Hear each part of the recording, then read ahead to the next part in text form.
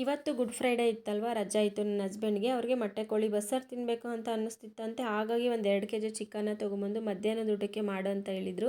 ಚಿಕನ್ಗೆ ಅರಿಶಿನ ಮತ್ತು ಉಪ್ಪನ್ನು ಹಾಕಿ ಚೆನ್ನಾಗಿ ಒಂದು 4-5 ಸತಿ ತೊಳೆದಿಟ್ಕೊಳ್ಬೇಕಾಗುತ್ತೆ. ಹಾಗೆ ಇದರಲ್ಲಿ ಬಂದಂಥ ಚಿಕ್ಕದ ಮೊಟ್ಟೆ, ಲಿವರು, ಮೊಟ್ಟೆ ಚೀಲನೂ ಕೂಡ ನೀಟಾಗಿ ತೊಳೆದು ಎತ್ತಿಟ್ಕೊಂಬಿಡಿ. ಇನ್ನು ಸ್ಟವ್ ಆನ್ ಮಾಡಿಬಿಟ್ಟು ಕುಕ್ಕರ್ನ ಇಟ್ಟು ಅದರಲ್ಲಿ ಒಂದೇ ಒಂದು ಪೀಸ್ ನೆನೆದ ಪೀಸ್ ಇತ್ತು, ಅದನ್ನು ಮತ್ತೆ ಸ್ವಲ್ಪ ಎಣ್ಣೆ ಹಾಕಿ, ಎಣ್ಣೆ ಕಾದ ನಂತರ ಒಂದು ಈರುಳ್ಳಿ ಹಾಕ್ಬಿಟ್ಟು, ಈರುಳ್ಳಿ ಎಲ್ಲ ಚೆನ್ನಾಗಿ ಬೆಂದಮೇಲೆ ತೊಳೆದಿಟ್ಕೊಂಡಿರುವಂಥ ಚಿಕನ್ನ ಹಾಕಿ, ಈ ಚಿಕನ್ನು ಒಂದು 15 ನಿಮಿಷನಾದರೂ ಡ್ರೈ ಫ್ರೈ ಆಗಬೇಕು. ಅದರಲ್ಲಿರುವ ನೀರಿನ ಅಂಶ ಎಲ್ಲ ಬಿಟ್ಕೊಳ್ಬೇಕು. ಈ ಟೈಮಲ್ಲಿ ಸ್ವಲ್ಪ ಕಲ್ಲುಪ್ಪು, ಅರಿಶಿನ ಹಾಕಿ ಚೆನ್ನಾಗಿ ಮಿಕ್ಸ್ ಮಾಡಿಕೊಂಡು ಊರಿನ ಲೋ ಟು ಮೀಡಿಯಮ್ ಫ್ಲೇಮಲ್ಲಿ ಇಟ್ಕೊಂಡು ಈ ಡ್ರೈ ಫ್ರೈ ಮಾಡ್ಕೋಬೇಕಾಗುತ್ತೆ. ಚಿಕನ್ನು ಎಷ್ಟು ಚೆನ್ನಾಗಿ ನೀರೆಲ್ಲ ರೋಸ್ಟ್ ಆಗೋ ಥರ ನಾವು ಬೇಯಿಸ್ಕೊತೀವೋ ಈ ಹಂತದಲ್ಲಿ ಅಷ್ಟು ರುಚಿಯಾಗಿ ಬರುತ್ತೆ ಚಿಕನ್ ಸಾಂಬಾರು. ಸೌಟ್ ಅಥವಾ ಸ್ಪೂನ್ ಹಾಕಿ ತಿರುಗಬೇಡ್ರಿ, ಇದೇ ಥರ ಡೈರೆಕ್ಟಾಗಿ ಕುಕ್ಕರ್ನ ಇಟ್ಕೊಂಡು ಮಿಕ್ಸ್ ಮಾಡ್ಕೊಳ್ಳಿ.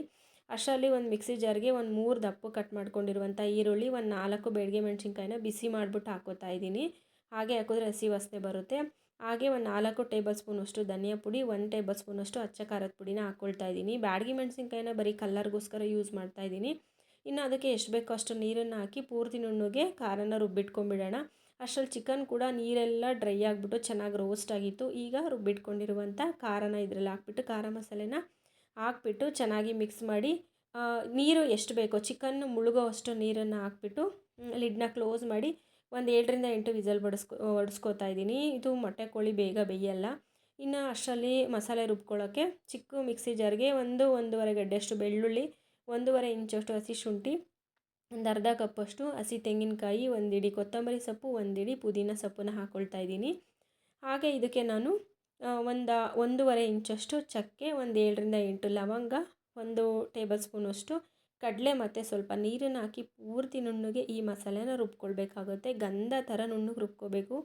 ಸೊ ನಾನು ಫಸ್ಟು ರುಬ್ಬಿಟ್ಕೊಂಡಿದ್ನಲ್ಲ ಖಾರನ, ಅದರಲ್ಲಿ ಕೂಡ 1.5 ಟೇಬಲ್ ಸ್ಪೂನಷ್ಟು ತೆಗೆದಿಟ್ಕೊಂಡಿದ್ದೆ ಸಪ್ರೇಟು. ಈಗ ಅದರಲ್ಲೇ ಈ ಮಸಾಲೆ ರುಬ್ಬಿದ್ವಲ್ಲ, ಈ ಮಸಾಲೆನೂ ಕೂಡ 1-1.5 ಟೇಬಲ್ ಸ್ಪೂನಷ್ಟು ತೆಗೆದು ಮಿಕ್ಸ್ ಮಾಡಿ,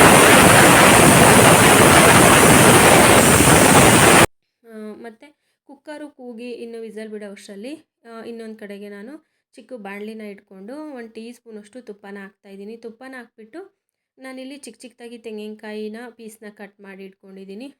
ಎಷ್ಟು ಬೇಕಾದ್ರೂ ಹಾಕ್ಕೊಳ್ಬೋದು. ನಾನಿಲ್ಲಿ 1 ಹೋಳು ತೆಂಗಿನಕಾಯಿನಲ್ಲಿ ಅರ್ಧ ರುಬ್ಬಕ್ಕೆ ಹಾಕ್ಕೊಂಡು ಇನ್ನು ಅರ್ಧನ ಈ ಥರ ಚಿಕ್ಕದಾಗಿ ಕಟ್ ಮಾಡಿ ತುಪ್ಪದಲ್ಲಿ ಫ್ರೈ ಮಾಡ್ಕೊಳ್ತಾ ಇದ್ದೀನಿ. ಸ್ವಲ್ಪ ಕೆಂಪುಗೆ ಇದು ಕಲರ್ ಚೇಂಜ್ ಆಗೋವರೆಗೂ ರೋಸ್ಟ್ ಮಾಡ್ಕೋಬೇಕು. ಸೊ ರೋಸ್ಟ್ ಮಾಡಿ ತೆಗೆದಿಟ್ಕೊಳ್ತಾ ಇದ್ದೀನಿ. ಅಷ್ಟರಲ್ಲಿ ಕುಕ್ಕರ್ ಕೂಗ್ಬಿಟ್ಟು ವಿಸಲ್ ಕೂಡ ಬಿಟ್ಟಿತ್ತು. ಈ ಟೈಮಲ್ಲಿ ಚಿಕನ್ ಬೆಂದಿದೆಯಾ ಬೆಂದಿಲ್ವಾ, ಮತ್ತು ಖಾರ ಎಲ್ಲ ಉಪ್ಪೆಲ್ಲ ಕರೆಕ್ಟಾಗಿದೆ ಒಂದ್ಸಲ ಚೆಕ್ ಮಾಡ್ಕೊಳ್ಳಿ. ಯಾಕೆಂದರೆ ಮಸಾಲೆ ಹಾಕಿದ ಮೇಲೆ ನಾವು ಜಾಸ್ತಿ ಚಿಕನ್ನ ತುಂಬ ಹೊತ್ತು ಬೇಯಿಸಿದ್ರೆ ಟೇಸ್ಟ್ ಬರಲ್ಲ.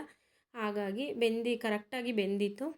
ಸೊ ಇವಾಗ ನಾನು ರೋಸ್ಟ್ ಮಾಡಿ ಇಟ್ಕೊಂಡಿರುವಂಥ ತೆಂಗಿನಕಾಯಿ ಪೀಸು ಮಸಾಲೆನ ಹಾಕಿ ಒಂದು 10 ನಿಮಿಷ ಚೆನ್ನಾಗಿ ಮತ್ತೆ ಕುದಿಸ್ಕೊಳ್ತಾ ಇದ್ದೀನಿ. ಚೆನ್ನಾಗಿ ಕುದ್ದ ನಂತರ ಈ ಸಾಂಬಾರು ಮತ್ತು ಪೀಸ್ನ ನಾವು ಸಪ್ರೇಟ್ ಮಾಡ್ಕೊಳ್ಬೇಕು, ಬಸ್ಕೊಳ್ಬೇಕು. ನನ್ನ ಕೈಲಂತೂ ಈ ದೊಡ್ಡ ಕುಕ್ಕರ್ನ ಎತ್ತಿ ಬಸ್ಸೋಕ್ಕೆ ಆಗ್ತಾ ಇರಲಿಲ್ಲ ಅಂತ ನನ್ನ ಹಸ್ಬೆಂಡ್ನ ಕರೆದ್ರೆ ಅವರಂತೂ ಸರ್ಕಸ್ಸೇ ಮಾಡಿಬಿಟ್ರು. ನನಗೆ ಇವ್ರು ಮಾಡೋ ಸರ್ಕಸ್ನ ನೋಡಿಬಿಟ್ಟು ಯಾಕಾದರೂ ಇವ್ರಿಗೆ ಹೇಳೋದನ್ನ ನಾನೇ ಮಾಡ್ಕೊಳ್ಬೇಕಾಯ್ತು ಅಂತ ಅನ್ನಿಸ್ತು. ತುಂಬ ನಗುನೂ ಬರ್ತಿತ್ತು. ಬಟ್ ಏನು ಮಾಡೋದು, ತುಂಬ ಬಿಸಿ ಇತ್ತು, ವೆಯ್ಟ್ ಇತ್ತಲ್ವ. ಸೊ ಹೇಗಾದರೂ ಸರಿ ಮಾಡಿಕೊಟ್ರೆ ಸಾಕು ಅಂತ ಸುಮ್ಮನಾಗ್ಬಿಟ್ಟೆ. ಅಂದೆಂದು ಸರ್ಕಸ್ ಮಾಡ್ಕೊಂಡು ಈ ಸಾಂಬಾರು ಮತ್ತು ಚಿಕನ್ ಪೀಸಸ್ನ ಸಪ್ರೇಟಾಗಿ ಸೋಸ್ಬಿಟ್ಟು ಕೊಟ್ಟರು. ಸೊ ಇವಾಗ ಈ ಚಿಕನ್ ಪೀಸಸ್ಗೆ ನಾವು ಫಸ್ಟು ಖಾರ ಮತ್ತು ಮಸಾಲೆ ಅದೆಲ್ಲ ತೆಗೆದಿಟ್ಕೊಂಡಿದ್ವಲ್ಲ, ಸೊ ಅದನ್ನು ಹಾಕಿ ಒಂಚೂರು ಉಪ್ಪನ್ನ ಹಾಕಬೇಕಾಗುತ್ತೆ. ಯಾಕೆಂದರೆ ಖಾರ ಮಸಾಲೆ ಹಾಕಿದ್ವಲ್ಲ, ಸೊ ಹಾಗಾಗಿ ಒಂಚೂರು ಉಪ್ಪನ್ನ ಹಾಕಿ ಸ್ವಲ್ಪ ಹಸಿ ತೆಂಗಿನಕಾಯಿ ತುರಿನೂ ಹಾಕಿಬಿಟ್ಟು ಚೆನ್ನಾಗಿ ಮಿಕ್ಸ್ ಮಾಡಿಬಿಟ್ಟು ಸ್ಟವ್ ಮೇಲೆ ಇಟ್ಬಿಟ್ಟು 1-2 ನಿಮಿಷ ಇದನ್ನು ಮಸಾಲೆದ ಹಸಿ ವಾಸನೆ ಹೋಗೋವರೆಗೂ ಫ್ರೈ ಮಾಡ್ಕೊಳ್ಳಿ. ಸ್ವಲ್ಪ ಹಸಿ ತೆಂಗಿನಕಾಯಿ ತುರಿನೂ ಹಾಕ್ಕೊಂಡ್ರು ಚೆನ್ನಾಗಿರುತ್ತೆ ಟೇಸ್ಟು. ಚೆನ್ನಾಗಿ ತುಂಬ ಮಿಕ್ಸ್ ಮಾಡಿದ್ರೆ ಪೂರ್ತಿ ಏನಾಗ್ಬಿಡುತ್ತೆ, ಪೀಸಸ್ ಎಲ್ಲ ನುಣ್ಣಗಾಗ್ಬಿಡುತ್ತೆ. ನೋಡ್ಕೊಂಡು ಮಿಕ್ಸ್ ಮಾಡ್ಕೊಳ್ಳಿ. ಇನ್ನು ಈ ಮಸಾಲೆ ಎಲ್ಲ ತೆಗೆದಿಟ್ಕೊಂಡಿದ್ದ ಅದರಲ್ಲಿ ಉಳ್ಕೊಂಡಿರುತ್ತಲ್ಲ, ಅದನ್ನು ವೇಸ್ಟ್ ಮಾಡಬಾರ್ದು. 1/4 ಕಪ್ಪಷ್ಟು ನೀರನ್ನ ಹಾಕ್ಕೊಂಬಿಟ್ಟು ಅದನ್ನು ಸಾಂಬಾರಿಗೆಲ್ಲ ಮಿಕ್ಸ್ ಮಾಡಿ ಹಾಕ್ಕೋಬೇಕು. ಜಾಸ್ತಿ ನೀರು ಹಾಕ್ಕೋಬೇಡಿ, ಜಸ್ಟ್ 1/4 ಕಪ್ಪಷ್ಟು ನೀರನ್ನ ಹಾಕ್ಕೊಂಬಿಟ್ಟು ಸಾಂಬಾರಿಗೆ ಹಾಕ್ಕೊಂಡ್ರೆ ಆಯಿತು. ಸಾಂಬಾರು ಕೂಡ ಬಿಸಿ ಮಾಡೋಕ್ಕಿಟ್ಟೆ.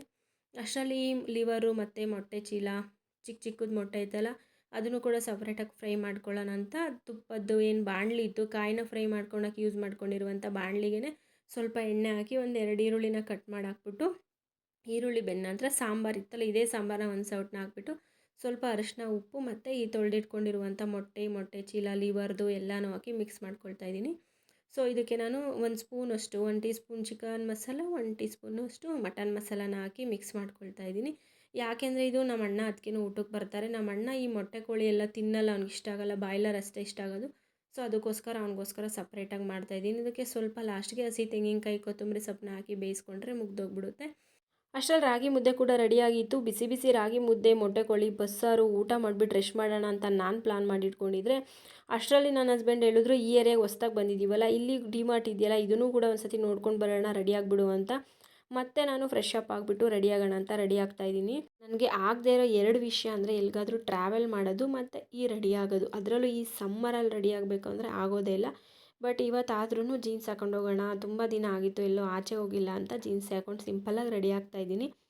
ಇನ್ನು ನಮಗೆಲ್ಲ ಏನು ಹೆವಿ ಮೇಕಪ್ ಬೇಕಾಗಲ್ಲ. ಹೆವಿ ಮೇಕಪ್ ಬೇಡ ಅಂತಂದರೆ ನಾವೆಲ್ಲ ಫೇರ್ ಆಗಿದ್ದೀವಿ ಅಂತಲ್ಲ, ನಂದು ತುಂಬ ಡಸ್ಕಿ ಸ್ಕಿನ್ನು. ಏನೇ ಒಂದು ಮೇಕಪ್ ಮಾಡಿದ್ರೂ ಪೂರ್ತಿ ಬೂದು ಬೂದಿಯಾಗಿ ಬಿಡ್ಕೊಂಡು ಬಿಡುತ್ತೆ. ಸೊ ಆದರೂ ಇವತ್ತು ಬಿಸಿಲಿತ್ತಲ್ವ, ಒಂದು ಸನ್ಸ್ಕ್ರೀನ್ನ ಯೂಸ್ ಮಾಡಿ, ಒಂದು ಮಾಯ್ಶ್ಚರೈಸರ್, ಹಾಗೆ ಒಂದು ಕಾಂಫಾಕ್ಟ್ ಪೌಡರ್ನ ಯೂಸ್ ಮಾಡ್ಕೋತಾ ಇದ್ದೀನಿ ಅಷ್ಟೇ. ಇಷ್ಟು ಬಿಟ್ಟರೆ ರೆಗ್ಯುಲರಾಗಿ ನಾನು ಇಷ್ಟೇ ಮಾಡೋದು, ಇನ್ನೇನು ಮಾಡೋಕ್ಕಾಗಲ್ಲ. ಯಾಕೆಂದರೆ ಡಸ್ಕಿ ಸ್ಕಿನ್ನವ್ರಿಗೆ ಎಷ್ಟು ಮಾಡಿದ್ರೂ ವೇಸ್ಟ್ ಅಂತ ಅನ್ನಿಸ್ಬಿಡುತ್ತೆ. ನಮ್ಮ ಖುಷಿಗೋಸ್ಕರ ನಾವಿಷ್ಟು ರೆಡಿ ಆಗಬೇಕು. ಹಾಗೆ ಒಂದು ಸಿಂಪಲ್ ಆಗಿರುವಂಥ ಒಂದು ಲಿಪ್ಸ್ಟಿಕ್ಕು, ಹಾಗೆ ಒಂದು ಕಾಜಲ್ನ ಅಪ್ಲೈ ಮಾಡಿದ್ರೆ ನಮ್ಮ ಮೇಕಪ್ಪು ಮುಗ್ದೇ ಹೋಗ್ಬಿಡುತ್ತೆ. ಇದೊಂದು ಅಡ್ವಾಂಟೇಜು ನಮ್ಮಂಥ ಡಸ್ಕಿ ಸ್ಕಿನ್ನವ್ರಿಗೆ. ಹಾಗೆ ಇವತ್ತು ಡಿಮಾರ್ಟ್ಗೆ ಹೋಗ್ತಾ ಇರೋದು ಯಾವುದೇ ಶಾಪಿಂಗ್ ಪ್ಲಾನಾಗಲ್ಲ, ಸುಮ್ಮನೆ ಈ ಏರಿಯಾಗೆ ಬಂದುಬಿಟ್ಟು ಒಂದು 15 to 20 ಡೇಸ್ ಆಗಿದೆ. ಸೊ ನೋಡೋಣ ಇಲ್ಲಿನ ಡಿಮಾರ್ಟ್ ಹೇಗಿದೆ, ಏನೇನೆಲ್ಲ ಪ್ರಾಡಕ್ಟ್ಸ್ ಮೇಲೆ ಏನು ಆಫರ್ ಬಿಟ್ಟಿದ್ದಾರೆ ಅಂತ. ಸುಮ್ಮನೆ ಮಕ್ಕಳು ಬೇರೆ ಮನೇಲಿದ್ರಲ್ಲ, ಸೊ ಹಾಗೆ ಹೋಗಿ ಸುತ್ತಾಡ್ಕೊಂಡು ಬರೋಣ ಅನ್ನೋ ಒಂದು ಪ್ಲಾನಲ್ಲಿ ಹೋಗ್ತಾ ಇದ್ದೀವಿ. ನಾವೇನೇ ಪ್ರೀ ಪ್ಲ್ಯಾನಲ್ಲಿ ಹೋಗಿ ಏನೂ ತರಬಾರ್ದು ಅಂದ್ಕೊಂಡ್ರೂ ಕೂಡ ಅಟ್ಲೀಸ್ಟ್ ಒಂದು 2 ಐಟಮ್ ಆದರೂ ಕೈಯಲ್ಲಿ ಇಟ್ಕೊಂಬಂದಿರ್ತೀವಿ. ನಾವು ಹೆಣ್ಮಕ್ಳು ಕೇಳಬೇಕಾ ಶಾಪಿಂಗಲ್ಲಿ ಎತ್ತಿದ ಕೈ? ಅಟ್ಲೀಸ್ಟ್ ಕಿಚನ್ಗಾದರೂ ಸರಿ, ಅಥವಾ ನಮಗೆ ಏನಾದರೂ ಡ್ರೆಸ್ಸು ಅಥವಾ ಏನಾದರೂ ಒಂದು ತಂದಿರ್ತೀವಿ. ಬಟ್ ಇವತ್ತು ತರಬಾರ್ದು ಅಂದ್ಕೊಂಡು ಹೋಗ್ತಾ ಇದ್ದೀವಿ. ನೋಡೋಣ ಅಲ್ಲಿಂದ ವಾಪಸ್ ಬರ್ತಾ ಏನೇನು ತೊಗೊಂಡು ಬರ್ತೀನಿ ಅಂತ. ಸೊ ಇದಿಷ್ಟು ನನ್ನ ಸಿಂಪಲ್ ಮೇಕಪ್ಪು. ಇನ್ನು ರೆಡಿ ಆಗಿಬಿಟ್ಟು ನಮ್ಮ ಅಣ್ಣನ ಮಗಳು ಮತ್ತು ನನ್ನ ಹಸ್ಬೆಂಡು, ನನ್ನ ಮಗಳು ನಾವೆಲ್ಲ ಹೊರಟ್ವಿ. 2 ವೀಲರಲ್ಲೇ ಹೋಗ್ತಾಯಿದ್ದೀವಿ. ಇಲ್ಲಿಂದ ಒಂದು 15 ಮಿನಿಟ್ಸ್ ಏನೋ ತೋರಿಸ್ತಾ ಇತ್ತು ಅಷ್ಟೇ ಲೊಕೇಶನು. ಸೊ ಮಳೆ ಬೇರೆ ಬರೋಂಗಾಗ್ಬಿಟ್ಟಿತ್ತು, ಗಾಳಿ ಸ್ವಲ್ಪ ಚಿಕ್ಕದಾಗಿ ಹನಿ ಕೂಡ ಸ್ಟಾರ್ಟ್ ಆಗಿತ್ತು. ಆದಷ್ಟು ಬೇಗ ಹೋಗಬೇಕು ಅಂತ ಹೋದ್ವಿ. ಡಿಮಾರ್ಟ್ಗೆ ಎಂಟ್ರಿ ಕೊಟ್ಬಿಟ್ವಿ. ಇನ್ನು ನಮ್ಮ ಅಣ್ಣನ ಮಗಳು, ನನ್ನ ಮಗಳಂತೂ ಫುಲ್ಲು ಹಬ್ಬ ಮಾಡಿಬಿಟ್ರು. ಅವ್ರ ಕೈಗೆ ಸಿಗ್ತಿರ್ಲಿಲ್ಲ, ಅಲ್ಲೂ ಇಲ್ಲೂ ಓಡಾಡ್ತಾಯಿದ್ರು. ಮತ್ತು ಈ ಒಂದು ತಟ್ಟೆ ನನಗೆ ತುಂಬ ಇಷ್ಟ ಆಯಿತು. ಒಳ್ಳೆ ಮಿರರ್ ಥರ ಇತ್ತು. ಬಟ್ ನಾನೇನು ತೊಗೊಳ್ಲಿಲ್ಲ, ಈಗಿರೋ ತಟ್ಟೆಗಳಲ್ಲೇ ನಮ್ಮಲ್ಲಿ ಊಟ ಮಾಡೋಕ್ಕೆ ಜನ ಇಲ್ಲ ಅಂತ ಸುಮ್ಮನಾಗ್ಬಿಟ್ಟೆ. ಸೊ ಅಲ್ಲಿಗೂ ಕೂಡ ಒಂದೆರಡು ಐಟಮ್ ತೊಗೊಂಡು ವಾಪಸ್ ಮನೆಗೆ ಹೋಗೋಣ ಅಂತ ಬಂದು ನೋಡಿದ್ರೆ, ನಾವು ಹೋಗೋ ಟೈಮಲ್ಲಿ ಮಳೆ ಬರೋ ಥರ ಇತ್ತು. ವಾಪಸ್ ಒಂದು 2-3 ಅವರ್ ಬಿಟ್ಟು ಬಂದ್ರೂ ಕೂಡ ಮಳೆ ಏನು ಬಂದಿರಲಿಲ್ಲ. ಏನು ತರಬಾರ್ದು ಅಂತ ಹೋಗಿ ಏನೆಲ್ಲ ತಂದ್ವಿ ಅನ್ನೋದನ್ನು ನೆಕ್ಸ್ಟ್ ವ್ಲಾಗಲ್ಲೇ ತಿಳಿಸ್ತೀನಿ. So C the next vlog.